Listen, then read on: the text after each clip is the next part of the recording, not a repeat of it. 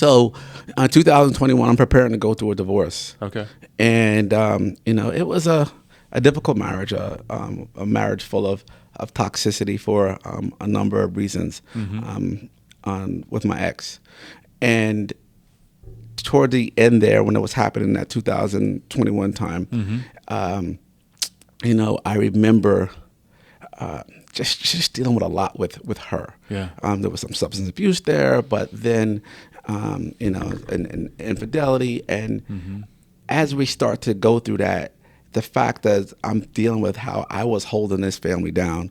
And again, she was, the most beautiful woman I ever laid eyes on, a professional, killing it in corporate America, more than doubling my salary, killing the game, and we were like on paper. I mean, we were moving up like Jordan and Weezy's. We were the Huxtables, you know what I mean? We had the beautiful house, great resumes between the two of us, this beautiful son, all these different things, but in reality, it was horrible.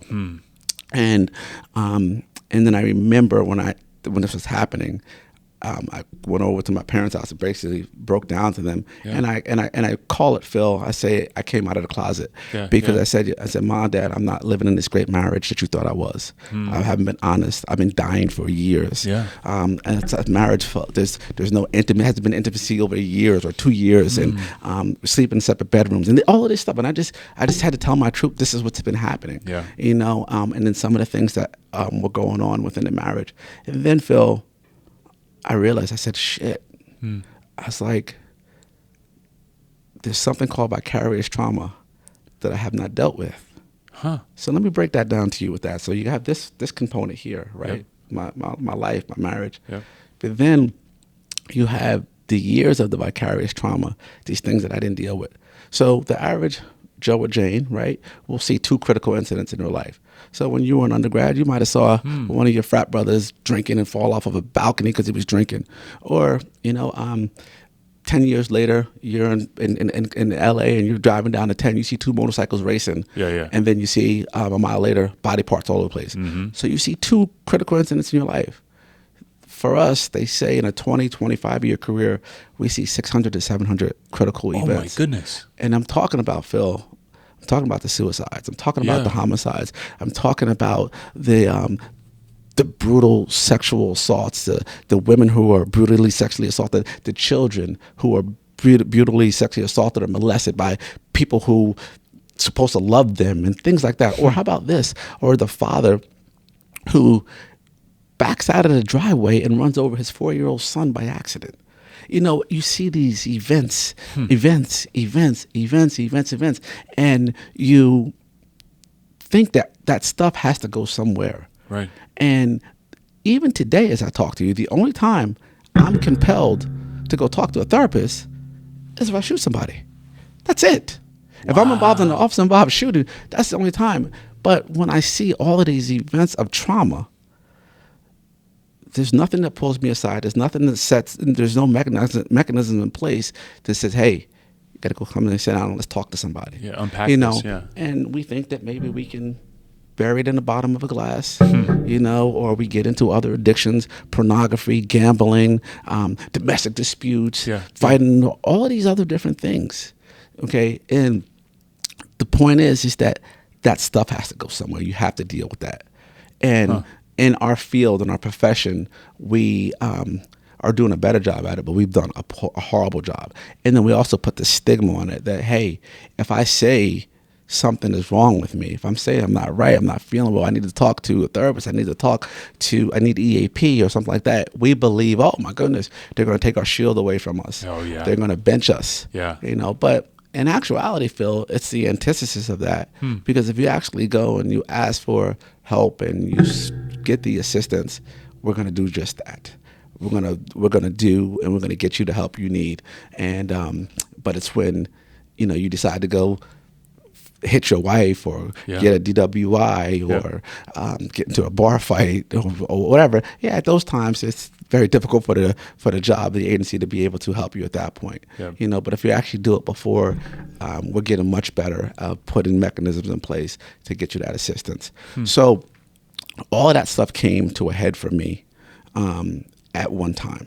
And, you know, and it put me in some bad places. You know, I had, some dark thoughts and crazy things. And I was so blessed that I was able to say, hey, I needed to have a conversation with someone about this. Yeah. And I did. And, you know, and I learned a number of different things, but I heard this crazy, which I thought, term called self-care, right? You know, loving on yourself, taking care of yourself, pouring back into yourself, taking care and managing your own self, you know, like legitimately understand the aha moment of when they say, hey, put your mask on the airplane first, and how true in reality that is.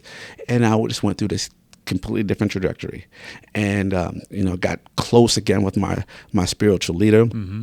I grew up in a church. You know, I grew up in a church in New Hope Baptist Church in North Whitney Houston's church. I actually got married in that church, and you know, sometimes as an adult, a young adult, you know, we move away from that, right? You know, mom was always like, yeah, let's go. We're going to church on Sundays, going to Sunday school and all these different things. But I had moved away from it. And then, you know, when this happened and my pastor, you know, brought me back in and got me tight. He's like, hey, man. And, you know, we started praying about some things. He said, listen, God's going to, you know, he's going to do things to remind you that this is where you need to be, you know. But he also said, you know, God's going to use you to bless people and people to bless you. And we worked through all of these different things. So did that and, you know, started, you know, meditating and doing my daily devotions and journaling and, you know, doing so many different things just to pour into myself. And then I was like, wow. I said, I wanted to start advocating for mental health and wellness for other law enforcement officers. And I remember just in that first year, I had spoken to some officers who actually said, hey, I tasted gunpowder. I made it out of my Glock.